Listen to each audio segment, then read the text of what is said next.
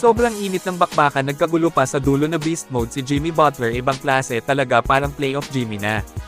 Golden State Warriors sa road kalaban ng grupo ng Orlando Magic. It's short, long rebound, post down back.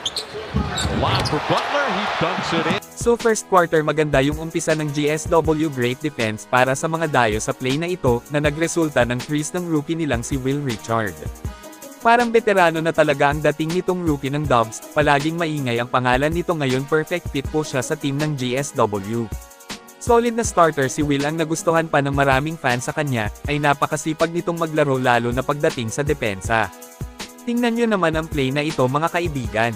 Great defense para kay Will Richard, nakataas yung kamay kaya huli ang pasa ni Bane, nabasa niya dito ang pick and pop play ng Orlando. Talagang mautak siyang maglaro, hindi basta-basta ang mga ginagawa niya ngayon para sa isang second round pick lang ng NBA draft.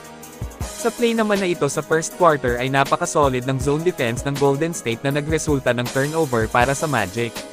Na sa mga hindi pa nakakaalam, base sa stats ay nag-e-struggle ang team ng Orlando Magic sa opensa, kapag ka naka-zone defense ang kalaban nila nahihirapan silang gumawa ng magandang opensa.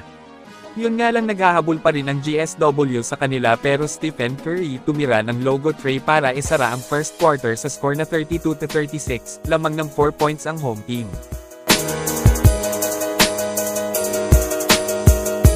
Second quarter mga kaibigan ay showtime na agad si Jimmy Butler, highlight dunk galing sa assist ni Draymond, nakatalikod pa talaga, ganda ng play na ito.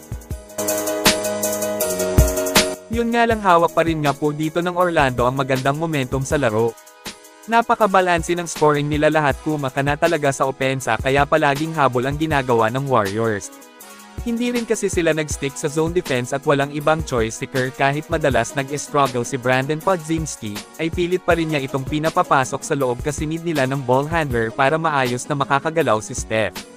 Ito yung malaking dahilan kaya kinuha ulit ng Warriors si DeAnthony Melton. Magaling si Melton kaya magiging katakot na talaga ang Warriors kapag ka nakabalik na siya, pero titingnan pa rin kasi ACL ang naging injury.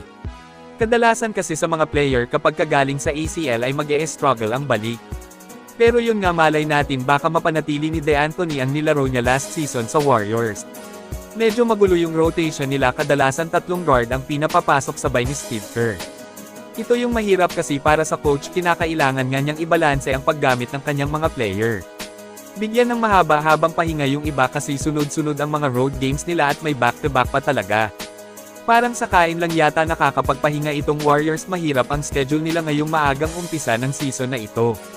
Nagtapos ang second quarter na hawak pa rin ng Magic ang lamang. Sa second half ng salpukan ay patuloy na kinokontrol ng Magic ang laro, struggle ang ibang role player ng Dubs kaya hirap silang lamangan ang kalaban. Madalas nagmimintis ang mga tira nila, kaya napabuhat mode sina Steph, Jimmy at Draymond Green. Itong si Jimmy Butler talaga ang frontline ng Warriors sa opensa sa larong ito, mainit rin si Jimmy kaya nakakapalag pa rin ang GSW kahit struggle yung mga role player nila. Lupit ni Butler, kayod kalabaw siya para manalo, medyo na bad trip din siya sa kanyang best friend dito na si Buddy Hield. Kasi nag-cut si Hield, hiningi ang bola pero wala sa tamang timing, nag-cut nga pero nonsense yung ginalaw. Literal ang pagkakalat ni Buddy sa game na ito mga kaibigan, tingnan nyo, tamad na rin siyang dumipensa, iwan ang buong pamilya niya dito. Kaya mahirap manalo kahit na beast mode na si Jimmy Butler, kulang sa tulong kaya kinapos na ubusin sila ng gasolina. Hanggang sa fourth quarter ng bakbakan ay palaging naghahabol pa rin ang visiting team sa mainit na home team. Pero tika late fourth quarter mga kaibigan, nagkagulo pa, mukhang mapapaaway na si Jimmy. Napiko nitong si Suggs kasi palaging nauutakan ni Butler, kinukunan lang sila ng foul ni Jimmy Bucket sa ilalim.